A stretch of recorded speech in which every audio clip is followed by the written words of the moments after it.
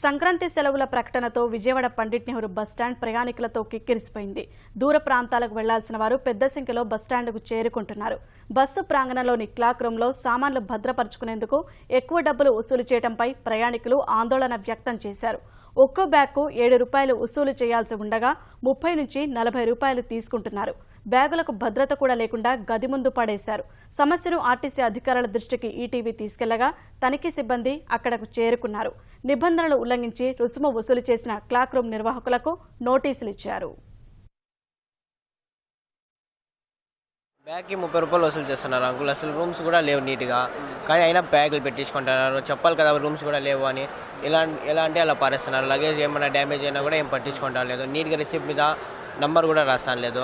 ₹7 కంటే కాదు 40 అంటున్నారండి. ఇటువైపు బస్ స్టాండ్ ఉంది కదా, ఇంకో బస్ స్టాండ్ ఉంది కదా పక్కన, దాంట్లో అండి ఇంకెళ్ళేది ఇంకా మేము ఇటువైపు వస్తే 30-40 అంటున్నారు. ఇంకేం చేయాలి? బ్యాగులు తీసుకోవచ్చు, ఎక్కడ పెట్టాలనేది ఎవరికి తెలియకుండా ఉన్నాము. దొంగలు ఎక్కడ ఉన్నారనేది తెలియకుండా ఉన్నాము. బ్యాగులకు ₹10 చేసే బ్యాగ్ ఇప్పుడు ₹30 రాబడుతున్నారు. దీనికి పెద్ద కౌంటర్లు పెట్టి కొంతమంది ఆఫీసులో పెట్టి వాళ్ళకి అందరి మీద సహకరించాలని కోరుతున్నాం. సీజన్ అని చెప్పుకొని ₹30 40 అంగా ఎక్కువ చేసి అమ్ముతున్నారు.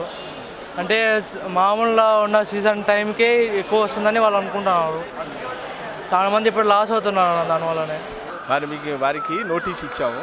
అంటే డబ్బులు ఎక్కువ వసూలు చేస్తున్నాం నోటీస్ ఇచ్చాం. తర్వాత ఎక్కువ స్థలం ఆక్రమించాం వారి మీద వారికి జరిమానా వేస్తారు.